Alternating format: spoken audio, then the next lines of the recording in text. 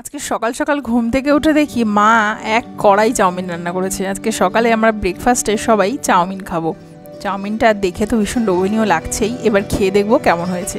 মা বানিয়েছে, সেটা ভালো হবে না হতেই পারে না। আর তার পাশাপাশি চলে এসছে আমাদের বুঝো আমাদের ঘরে। তো ও আর কি একটুখানি ঘুরঘুর করছিল, কারণ মা ওকে ও আসলেই কিছু না কিছু একটু খেতে দেয়। তো ওই জন্যই আর কি ও সোজা চলে গেছে রান্নাঘরের দিকে, মা খেতে দেবে তাই একটু খাবে বলে। ওই যে মাকে খাবার আনতে দেখে ওর দৌড়াদৌড়ি লাফালাফি দেখো।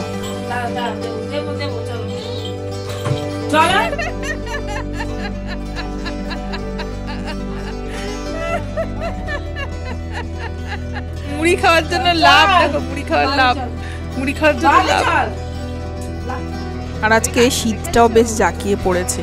আজকে ভাবছি মা বাবাকে একটু মেলায় নিয়ে যাব, আর মা বাবাকে নিয়ে যাব, বাবানকে তো আর একা রাখা যাবে না। তো ওই জন্য আমরা সবাই আজকে মেলায় যাব।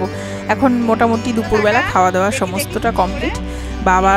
বাবানের জন্য এই মাংকি টুপিটা নিয়ে এসছে স্পেশালি মেলায় পরে ঘুরবে বলে, যাতে ঠান্ডাটা না লাগে। তো সন্ধ্যাবেলা রেডি ফেডি হয়ে এখন বেরোবো, আমরা যাব মেলার উদ্দেশ্যে। মা বাবা বয়স হয়ে গেছে, এখন মেলায় কি খুব একটা যেতে চায় না। তো আমি এসছি, আর সেই জন্য বায়না করলাম যে চলো আমার সাথে অন্তত একদিন চলো। তো ওই জন্যই আর কি যাওয়া। তো চলো বেরোই আর পৌঁছাই।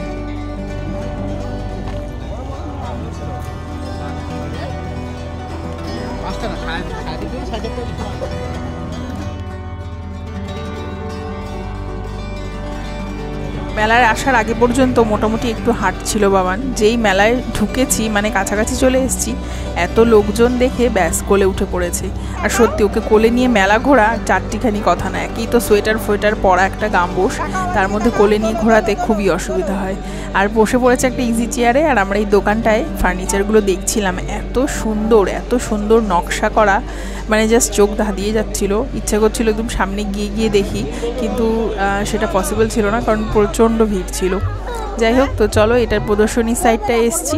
ওই যে আগের দিন তোমাদের বলছিলাম, প্রদর্শনীর একটা সাইড ঘুরতে গেলেই একদম মানে এক বেলা কেটে যায় বলতে গেলে। যাই হোক, তো চলো মোটামুটি মা বাবাকে নিয়ে এসছি, একটু ঘোরাঘুরি করি।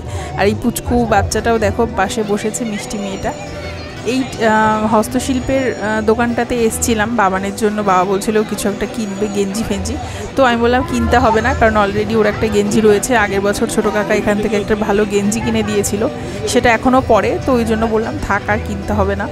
তবে এই দোকানের প্রতিটা জিনিস ভীষণই ভালো লাগে, একদম হাতে তৈরি করা, খুবই ভালো লাগে। বেশ খানিকক্ষণ হাঁটাহাঁটি করার পর, ঘোরাঘুরি করার পর, এবার ওকে নিয়ে চলে আসলাম একটা এই গাড়িগুলোর মানে জায়গাটায় আর কি, ওকে ওঠাবো বলে।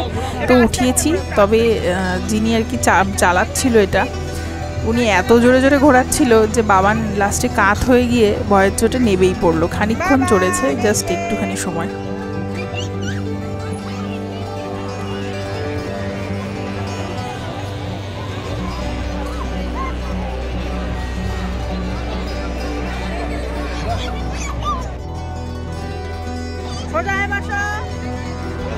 আজকে বৃহস্পতিবার, আজকে মেলাতে হয়েছে প্রচণ্ড ভিড়।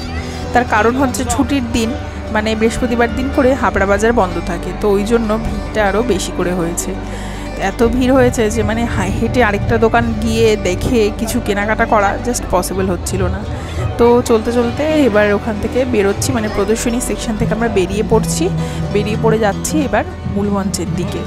আর এই মেলারই বিখ্যাত শ্যাকা পাঁপড় একমাত্র মেলাতে খেতেই ভালো লাগে, মেলাতেই পাওয়া যায়।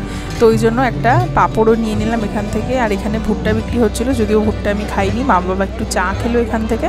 তারপর এবার আমরা যাব মূল মঞ্চের উদ্দেশ্যে। মূল মঞ্চের এদিকে এসে গেছি, আর তোমরা জাস্ট ভিড়টা দেখো, কি মারাত্মক ভিড় যে। মানে এই ভিড়ের মধ্যে মেলা ঘোরার কিন্তু একটা আলাদাই, মানে কি বলবো, অভিজ্ঞতা যাকে বলে। প্রতি বছরই ভিড় হয়, বিশেষ করে লাস্ট দুদিন খুবই ভিড় হয়, আর মাঝখানে কোনো একটা ছুটির দিন থাকলে সেদিনও বিশাল ভিড় হয়। তাছাড়া আজকাল মেলাতে সবাই আসে, বাচ্চা থেকে বুড়ো সবাই সন্ধ্যের টাইমটা চলে আসে। আর যেহেতু মেলা অনেক রাত পর্যন্তই খোলা থাকে, সেজন্য অনেকেই লেট নাইট মেলাতে আসে। প্রথমে মূল মঞ্চের দিকে আসলাম, কারণ বাবানকে নিয়ে এতক্ষণ হাঁটাহাঁটি করার পর আমরা সত্যি খুব ক্লান্ত হয়ে পড়েছি ভিড়ের মধ্যে। আর এসে দেখি এখানে খুব সুন্দর একটা নৃত্য হচ্ছে, তো সেটাই দেখার জন্য এখানে আমরা আটকে গেলাম। এখানে অ্যাকচুয়াল যে গানটায় নৃত্যটা হচ্ছিল সেটা আমি আর দিচ্ছি না, তা না হলে অনেক রকম রুলস রেগুলেশনের বিপক্ষে যাওয়া হবে, মানে ওই কপিরাইট ক্লেম যা আসে আর কি, সে সমস্ত হয়ে যাবে। তো ওই জন্য আমি জাস্ট তোমাদেরকে নৃত্যটাই দেখাচ্ছি।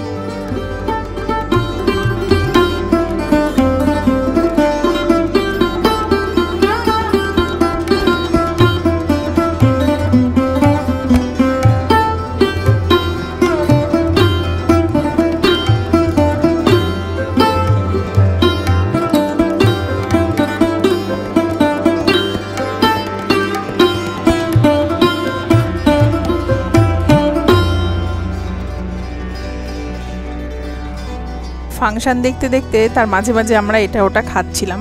বাবা মাঝে মাঝে গিয়ে টুকটাক খাবার এনে দিচ্ছিল, আর সেগুলো মা আর আমি বসে বসে খাচ্ছিলাম আর ফাংশন দেখছিলাম। তো সব মিলিয়ে বেশ মজাই হচ্ছিল। আর এই সময় আমার বাবানের এত গরম লাগছিল যে গাম্বুশ জ্যাকেটটা ওকে খুলে দিয়ে পাতলা যে একটা হুডি পরেছিল ভিতরে সেটাই পরিয়ে রেখেছি, কারণ এই ভিতরটায় বেশ গরম ছিল। গরম বলতে এত লোকজন চারিদিকে, সেজন্য এইখানটায় খুব একটা শীত করছিলই না।